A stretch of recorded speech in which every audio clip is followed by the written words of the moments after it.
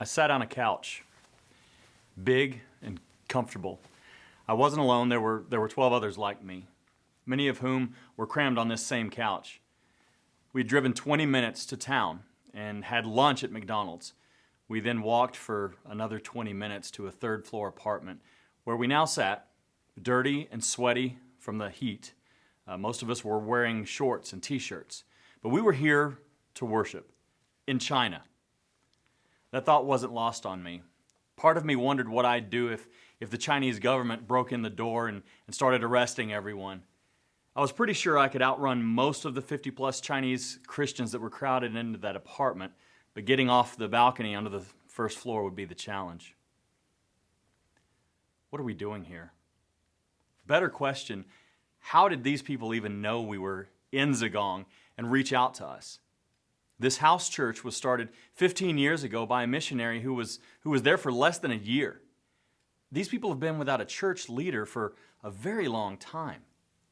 How do they know what to do? How do they know if they're doing it right? I started analyzing and even judging the things that they were doing. I was looking through my American Christian goggles and I saw the differences. The singing, they sang in unison, very deliberate, no four-part harmonies.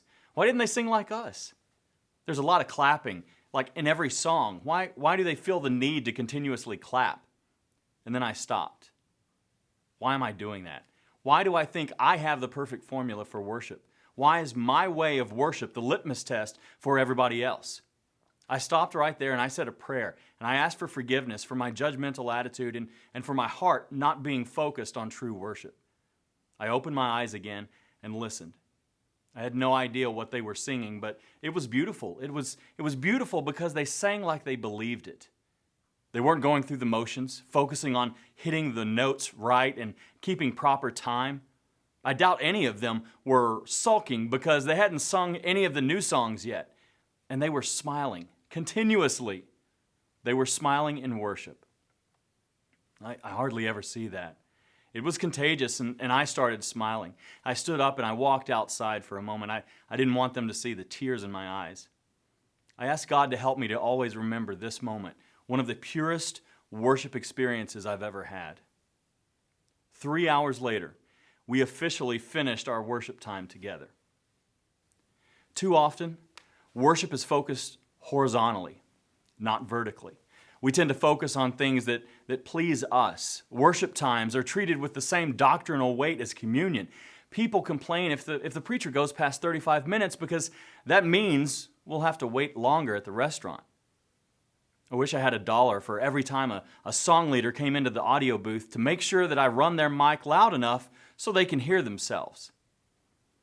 My brothers and sisters in Zigong, they didn't have these discussions. They didn't have these problems. They met wherever and as often as they could. And if that meant they had to walk in the rain for 40 minutes or take public transportation to get there, so be it. A 2-hour sermon for them was a blessing because it meant there was someone in their midst with training, knowledge, and wisdom of the Word.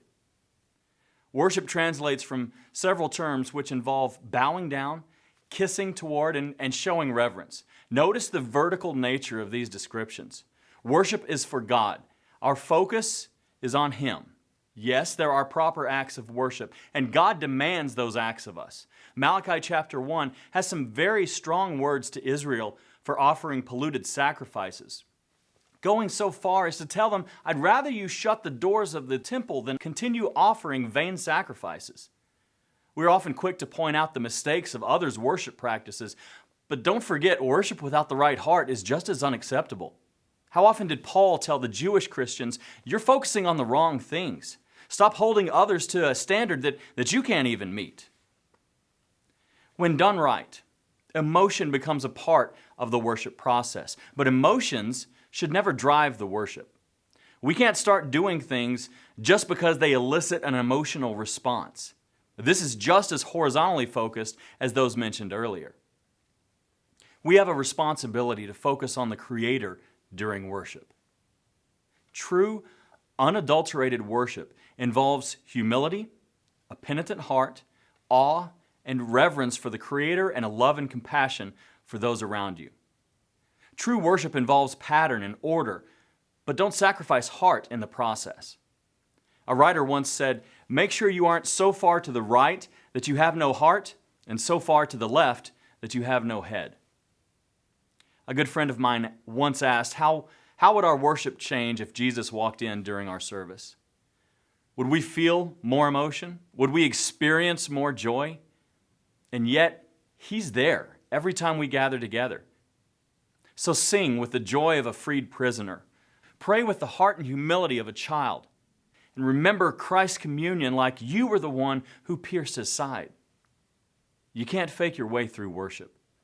You can't stand before God and go through the motions and expect Him not to see right through you. Take some time. Take some time to discuss true worship. Identify the patterns and the expectations set forth by God through Scripture, while at the same time, analyze the heart of worship.